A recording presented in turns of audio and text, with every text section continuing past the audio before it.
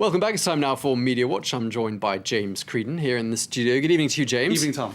Now, we're going to start with news that 3 Kurdish activists were shot dead in Paris. What's been the reaction online to that? Well, straight away, Tom, you saw early this morning, it happened around 2 a.m. Paris time, that there were photos being uploaded onto social media by Kurdish people who were gathering around the 10th arrondissement of Paris, where there is a big Kurdish community, and indeed where the site of the shooting took place at the Information Centre of Kurdistan, Rue Lafayette, in the centre of Paris. So this was in the middle of the night at a Kurdish cultural centre nearby.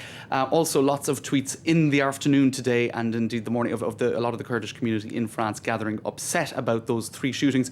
Now what's interesting is those photos are under the hashtag, if I scroll up to the top, Turkish state terrorism. So you can see that there's a certain degree of bias there, and many in the Kurdish community are pointing the finger of blame at the Turkish state for this shooting. Of course, the facts remain extremely vague for now. We don't know who was behind this shooting at all.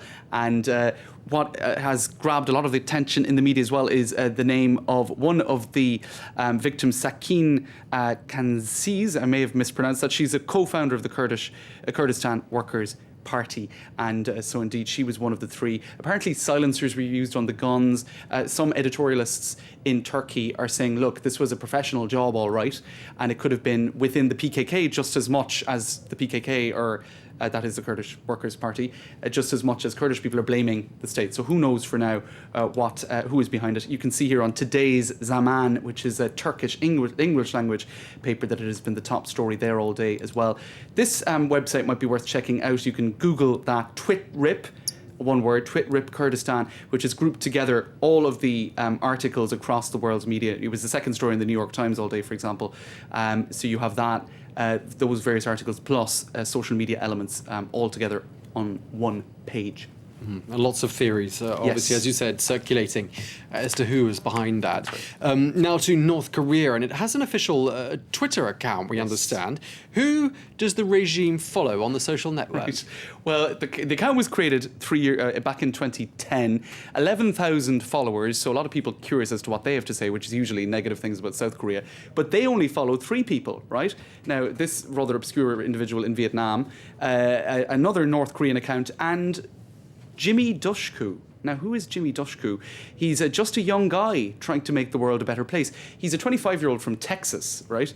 The media has been very curious as to who he is, one of only 3 people in the world. He set up his own blue-chip company at quite a young age, quite a capitalist, innovative type of guy.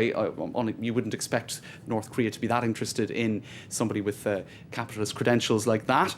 And so people have been very curious as to who he is. Gizmodo picked up on Mother Jones, which was the US website that initially uncovered the story, saying that they followed this goofy American dude, and I think we have pictures. Let's roll some pictures of him dancing around to a Coldplay song. So here he is doing a bit of not quite air guitar but air piano, and to a Coldplay song. So the point being, lots of decision makers, lots of heavy hitters on social media. I'm not sure Jimmy Dushku is one of them, and but North Korea seems to be a fan of his. Now, the actual real story is that Jimmy Dushku, sent a message to the official account saying, hey, hello, and then a beautiful friendship was born. Wow. Well, he may be trying to compose there a dance and a song to rival South Korea's Gangnam Style. Looks like what he could be drafted in for. Just before we move on, as we're on this story, take a look at Korea Today. This is another North Korean medium, as opposed to their Twitter official Twitter page. More and better socks for the people. Now, this is one of their top stories the last day or two. Kim Jong-un, who visited a sock factory or a hosiery factory. So I think they might need to work on their external communications, whether it be on Twitter or on that Korea Today website. But socks, very important. Now, 2 stories here in France this week that, of course, a degree of shock. Yes, that's right. Now, just quite quickly to explain these 2 stories. One, it concerned a young girl of only 5 years of age. Right, here it is on the Sud-Ouest website, Southwest publication. She was arrested at the school canteen because there was an unpaid amount of money owed by her parents to the tune of 170 euros. But the police came. She thought that she was in serious trouble and she was going to be taken to prison. That's perhaps not the best way to deal with a 5-year-old. And only a day or two earlier, an elderly woman, 94 years of age, was kicked out of her retirement home during the Christmas New Year's period because of an unpaid bill there as well. She was literally, her bags were packed for her and she was put in an ambulance and told off with you now. So a lot of people shocked by that treatment of an elderly person in France and a very young French citizen, perhaps not the best way. Next time a waiter is rude to me in Paris, I'll get some comfort from the fact that if I was You're not 94 alone. or 5 years old, there wouldn't be any better treatment for me. Thank you very Exactly. much indeed, Thanks, Tom. James Creedon. That was Media Watch. Well, still to come in just 2 minutes, we'll be getting a check of the top stories. Do stay tuned.